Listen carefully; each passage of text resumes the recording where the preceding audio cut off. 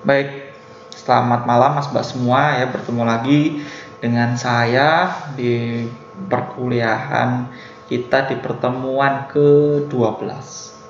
Ya, nanti ke depan di pertemuan kita akan lebih ke banyak ke praktikum ya. Jadi nanti kita akan praktek-praktek secara online ya, nanti bisa diikuti panduan-panduan saya, bisa dipraktekkan dan bisa dicoba menggunakan laptop atau komputer masing-masing.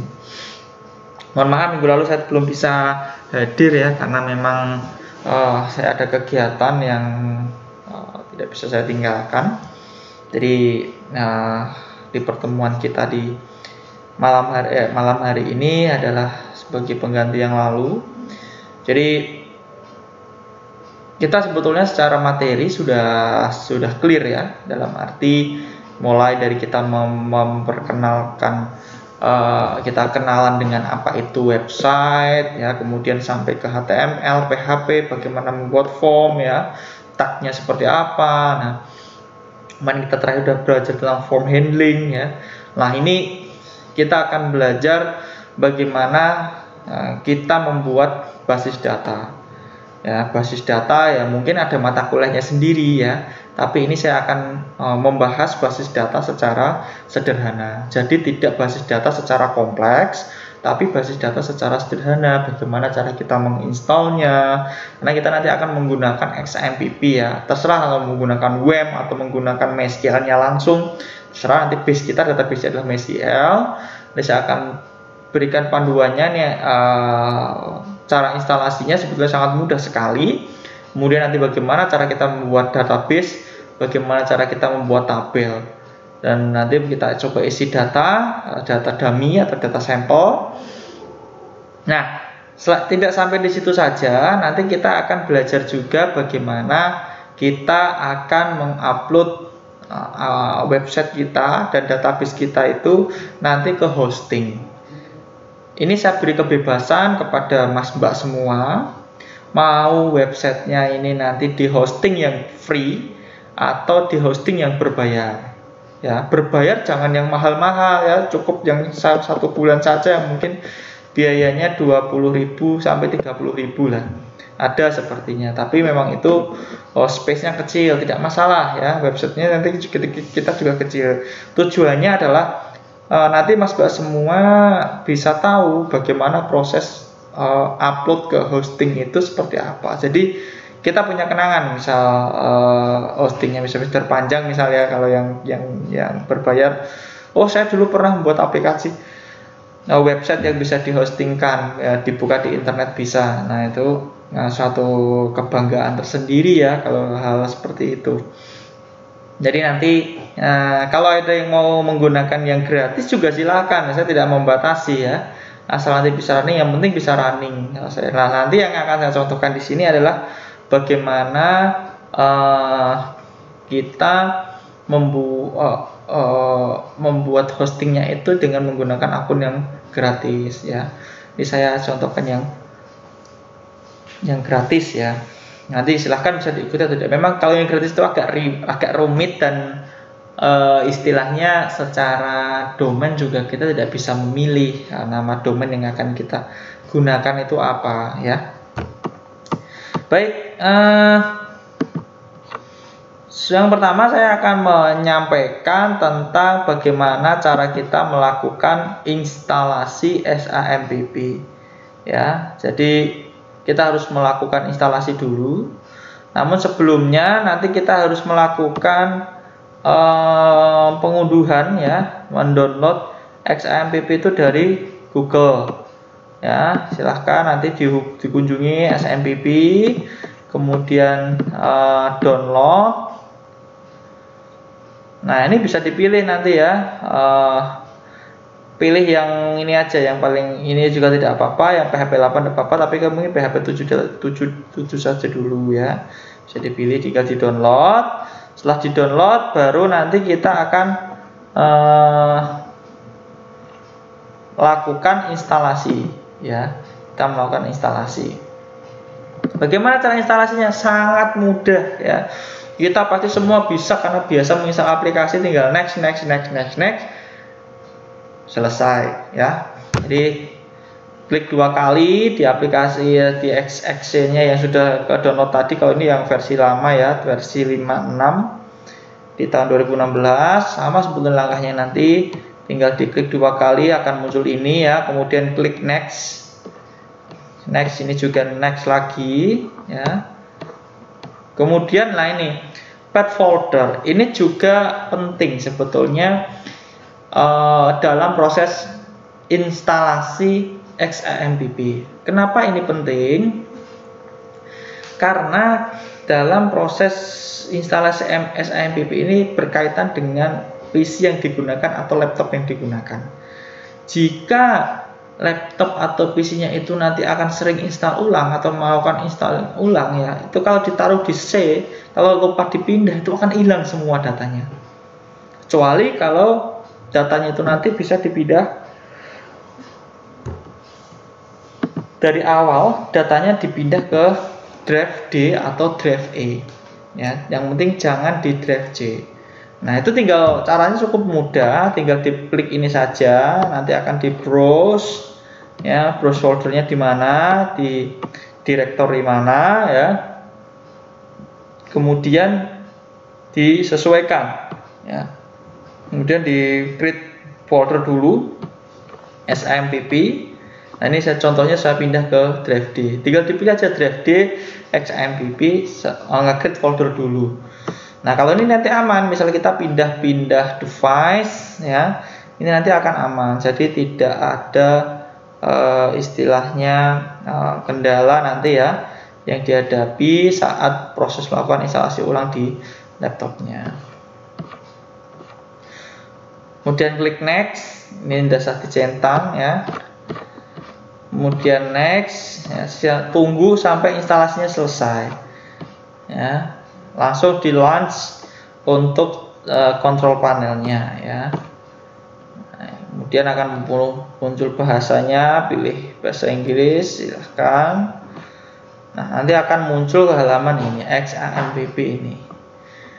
Nah, dalam proses instalasi XAMPP ini yang perlu diperhatikan nanti adalah proses dalam mengidentifikasi portnya. Kadang itu kalau pernah menginstal aplikasi lain, web server lain,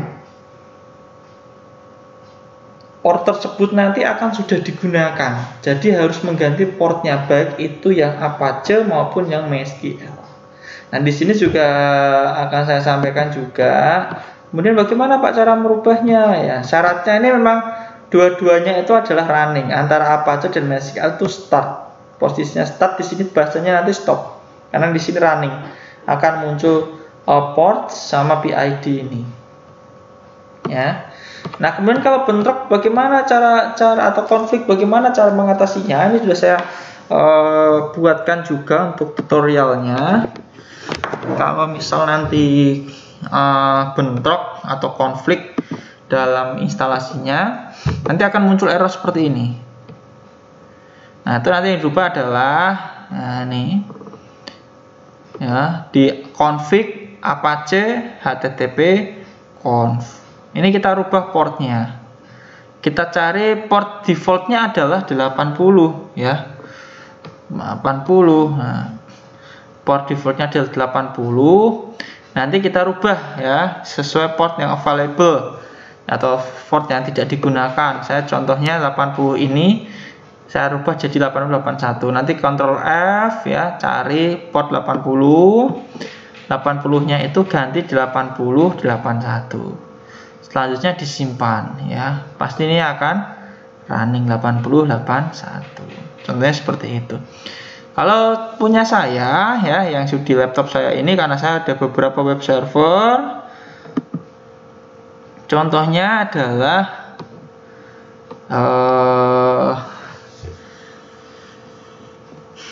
SAM saya.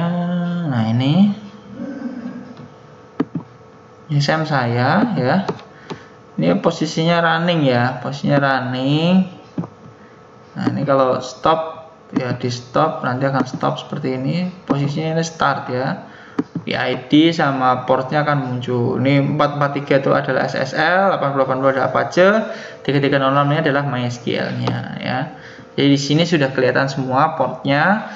Nah, kalau sudah seperti ini ya, berarti ini adalah sudah running ya untuk proses instalasinya.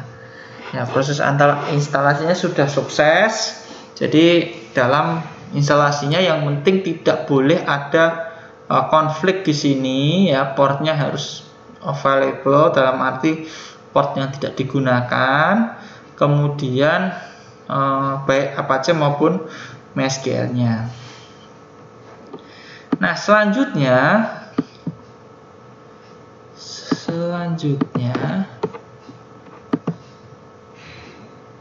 kita akan bagaimana cara masuk ke lokal PHP MyAdmin-nya ya, cara menambahkan database-nya. Untuk mengeceknya, coba saya switch dulu. 60.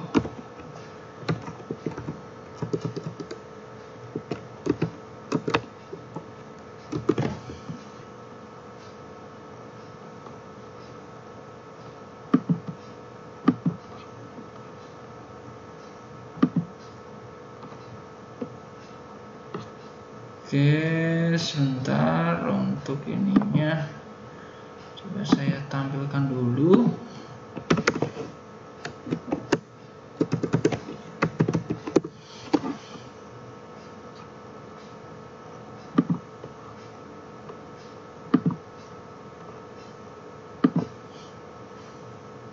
Nah, ini. Jadi kita lihat di URL-nya. Di sini adalah ketikkan localhost 8080 PHP MyAdmin. Ini saja cukup. Ya, PHP MyAdmin. Bisa diingat-ingat, kemudian diklik enter, maka muncul ini. Cuma di set ini ada database-nya, tapi banyak sekali ya. Saya misal Stacom ya. Stacom nggak ada, berarti kita buat nanti database-nya. Database Stacom ya. Kemudian bagaimana cara membuat database-nya? Kita langsung menuju ke sini, database ya. Kita klik database. Kita klik Stacom DB. Terserah nanti namanya apa. Kalau saya namakan Stacom DB. Ya. Stacom. Stacom DB. Nah, setelah itu langkah selanjutnya adalah bagaimana cara menambahkan tabel ya pada database ini ya. Bagaimana cara menambahkan tabel pada database yang sudah dibuat. Tinggal tabelnya namanya apa dulu, misal mahasiswa. Tabelnya namanya mahasiswa. Nah, kolomnya ada berapa? Misal ada 1 name, 2 nama, 3 adalah alamat, 4 adalah jenis kelamin, kemudian yang kelima adalah jurusan. Saya sudah 5.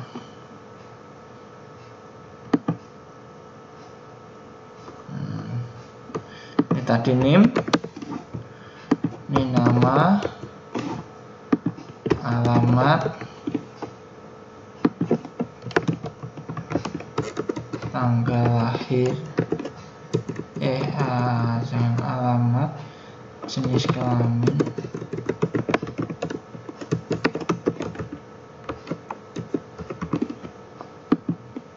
alamat.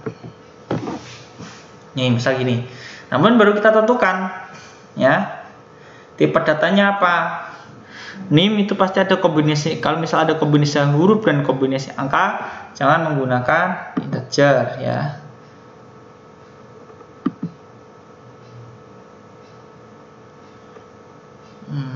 Menggunakan varchar.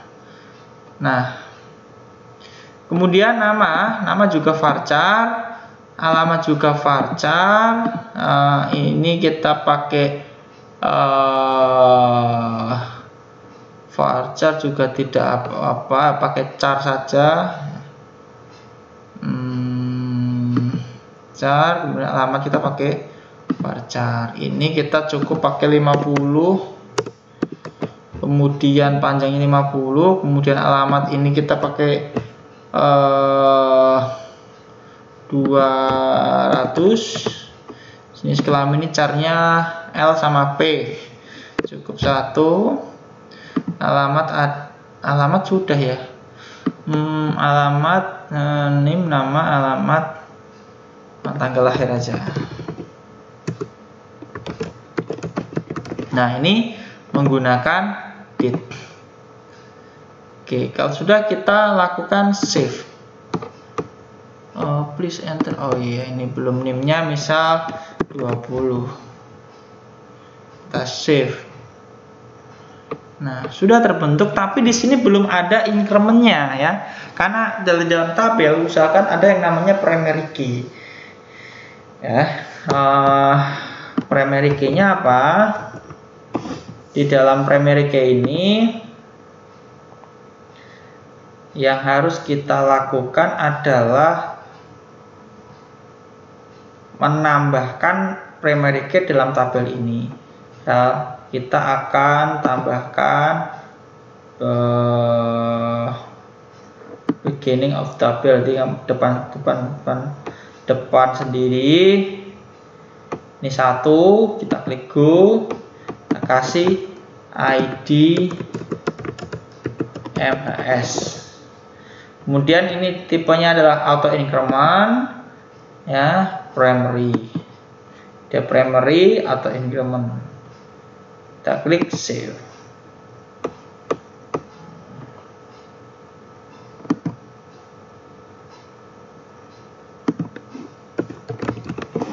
Nah, ini structure atau increment. Jadi seperti itu caranya. Nah, kalau sudah, nanti bagaimana cara menambahkan datanya? Menambahkan datanya adalah tinggal klik insert di sini. Kalau ini tidak perlu diisi karena dia auto increment. Dia akan auto increment itu adalah urutan angka atau urutan data secara otomatis tanpa perlu kita melakukan intervensi atau memasukkan nilai di dalamnya. NIM ya, S11223344. Kemudian namanya Tony Star, alamat Semarang, kemudian jenis kelaminnya L ya, tanggal lahirnya baru lahir bulan ini tanggal 1. Kalau sudah, tinggal kita klik go di browse kan muncul. Nah, ini yang ID mahasiswa, NIM, nama, alamat, jenis kelamin, tanggal lahir. Misal mau kita edit LP-nya besar, yang ini aja.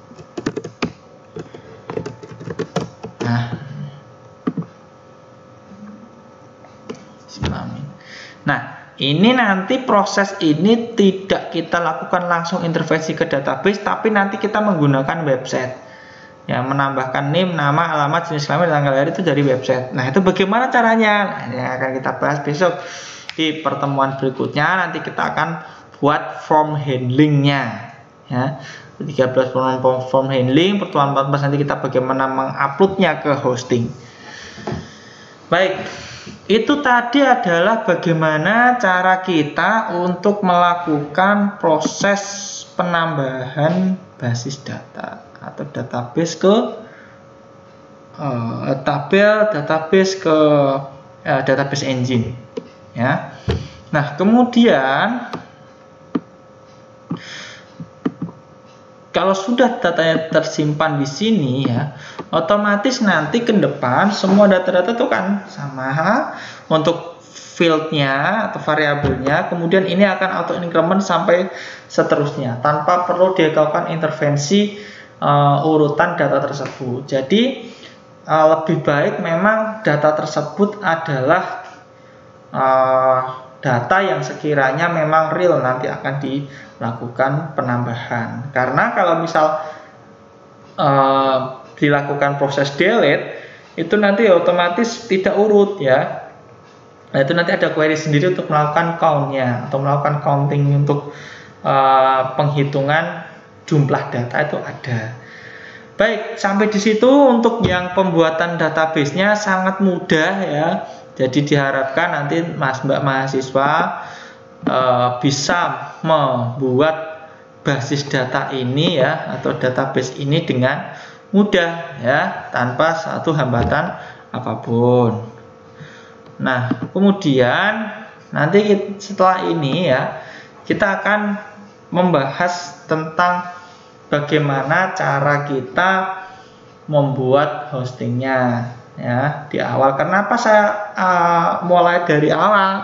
Takutnya nanti kalau saya mulai di pertemuan 13-14 atau di pertemuan akhir nanti tidak nyandak waktunya ya. Teman-teman dulu pernah bilang, Pak, biar saya bisa saya cicil gitu. Ada, silahkan nanti dicicil biar tidak namanya menumpuk ya tugasnya, karena ini adalah tugas sangat simple. Yang penting ada waktu lah teman Mas Mbak semua di sini. Jadi dalam pertemuan ini ya, selain kita membuat database, kita juga akan membuat hosting. Nah, nanti kita bagaimana cara mengkonekkan antara tadi database dengan aplikasi, itu nanti ada yang namanya konektor atau file koneksi ya. Jadi website tersebut nanti akan ditampilkan ke hosting, ke data yang ada di database itu akan ditampilkan ke website yang sudah dibuat. Nah, itu memang perlu trik juga, perlu source code ya untuk bisa menampilkan data tersebut. Nah, selanjutnya kita akan belajar tentang bagaimana cara kita membuat hosting ya. Ini sebetulnya banyak sekali ya untuk hosting itu. Bentar, saya contohkan. Ini yang gratis, pakai 000 web host, gratis. Kalau mau pakai ini gratis. Kemudian ada hostinger. Nah, ini ada 13.000 ya. Hosting, web hosting ya. Nah, ini ada 13.000, udah dapat satu website ya. Kemudian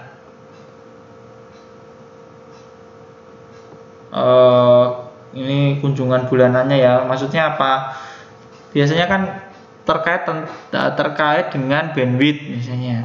Ya, kalau bandwidthnya besar dia tidak akan lemot, tapi kalau bandwidthnya kecil pasti akan lemot. Nah, kalau website yang kita buat nanti kan tidak menggunakan website yang diakses oleh semua orang ya, tapi nanti bagaimana cara kita belajar untuk bisa mengupload ke hosting. Satu akun email, SSL gratis ya, manage WordPress, kemudian database ya, kurang lebih seperti itu. Oke, kemudian ini yang contohnya, contoh untuk yang hosting yang berbayar ya. Ini contoh salah satunya ada hostinger. Tidak usah diperpanjang kan ini, karena diperpanjang 19.000. Mau diperpanjang silahkan, tidak juga tidak apa-apa. Mau pakai yang 27.000 silahkan. Saya tidak akan memandang Mas Mbak semua itu beli yang berapa ribu, beli yang 1 juta, beli yang 500.000, 100.000, 13.000, 20.000. Itu saya anggap sama. Karena tujuan akhirnya adalah bagaimana cara kita bisa menguploadnya ke hosting. Kalau ini kan ada web host, banyak sekali hosting ya. Ada ID web, ada rumah web, rumah master web ya, master web, web juga ada ya. Hostingnya silahkan nanti ya, mau hostingnya seperti apa ya, bisa dipakai. Kemudian di ID web juga ada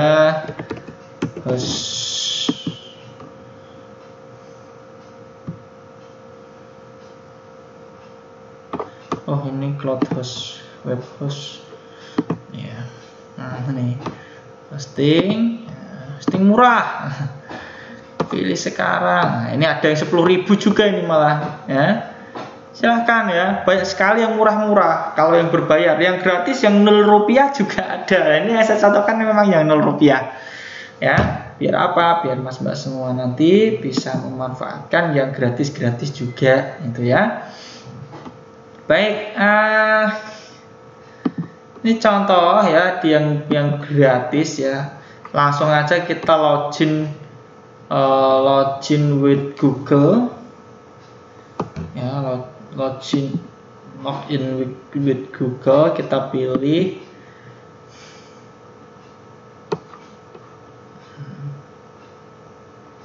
nanti akan memunculkan website listnya. Nah, kalau ini sudah saya buat ya, nanti akan memasukkan data-datanya. Nah, ini domain saya ya, domainnya adalah ini, masih forbidden-web 00.web.id. Bisa kita mau menambahkan, tinggal create new site ya.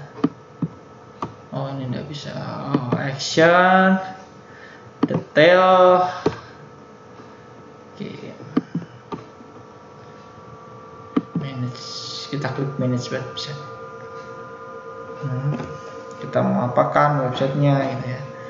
Nah, ini dalamnya ada, bisa menggunakan WordPress, file manager ya, kemudian database manager. Ini tadi juga sudah saya coba membuat database manajernya. Ini juga sudah bisa masuk ke phpMyAdmin-nya.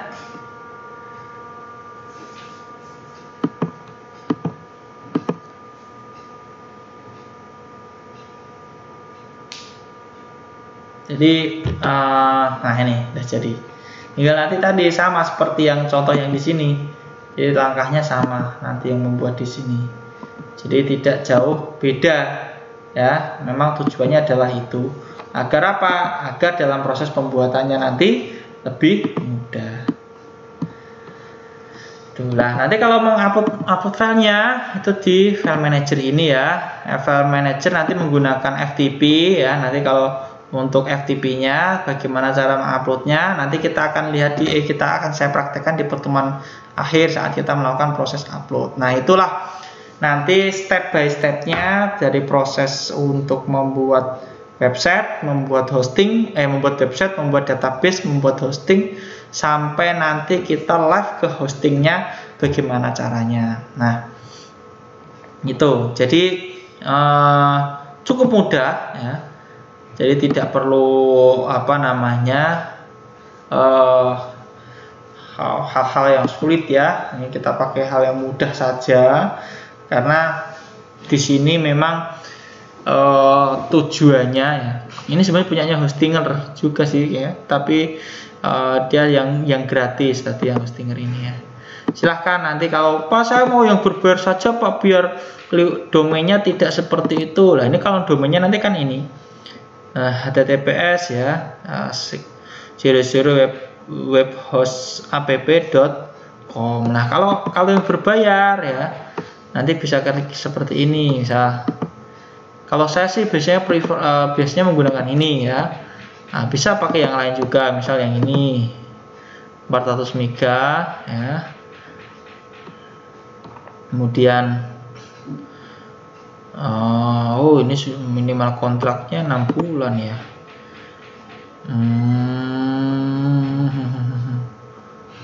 Oke, kalau yang ini coba kita bandingkan dulu ya. Soalnya sudah lama juga nggak mainan hosting yang ini, yang cloud ya. Biasanya memang in-house saya kalau hosting. Ada IP public, in-house kan.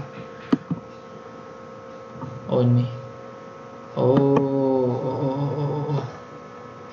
Ini 99.000. Ya coba cari yang lain. Ini 99.000 ternyata. Kalau mau 13.000 itu dia harus langganan 48 bulan. Oke, jangan ya. Saya tidak ingin memberatkan beban mahasiswa ya. Tapi kalau mau mencoba pakai itu enggak apa-apa gitu. Ini cuma 38.000 ya. langganannya totalnya berarti 233, juga mahal juga ya. Cobalah saya cari lagi hosting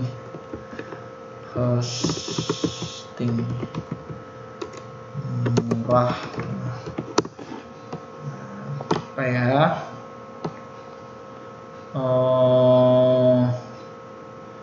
Niaga Hostinger sudah. Niaga Hostinger belum ya. Banyak sebetulnya. Nah, nanti silahkan cari dimanapun hostingnya ya. Hosting Simple WordPress, hosting aja ya. Hosting pemula, pilih paket, misal pakai ini. Dia minimal langganannya 1 tahun ya, tetap segini harganya. Oke, tapi domainnya bisa kita pilih ya, misal sukasaya.com. Kita cek domainnya.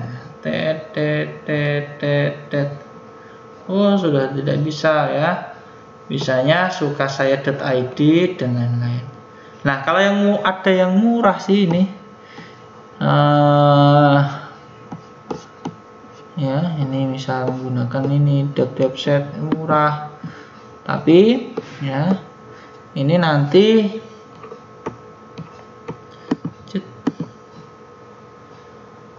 chart, tambahkan ke chart. Nah, ini plus domain ini ya, jadi hosting saja, tidak sama domainnya ya. Monggo lah, nanti saya kembalikan kepada teman-teman semua ya, mau pakai yang hosting yang mana silahkan dipilih ya. Disesuaikan sesuai kantongnya biasanya. Saya tidak menuntut, intinya seperti itu. Ini mau buat website bayar gini enggak.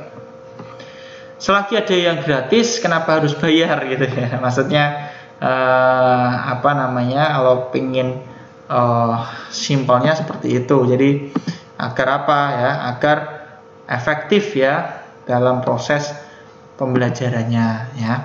Harapan saya seperti itu di pertemuan ini. Jadi kita tahu bagaimana cara kita menginstal SAM, bagaimana cara kita membuat hosting. Nanti minggu depan kita lakukan konektivitas, kita membuat form handling dulu, kemudian kita lakukan konektivitas antara database dan aplikasi yang sudah dibuat. Itu saja ya. Silahkan jika ada pertanyaan, silahkan tuliskan di kolom live chat atau di kolom komentar. Nanti akan segera mungkin akan saya balas dan akan saya jawab.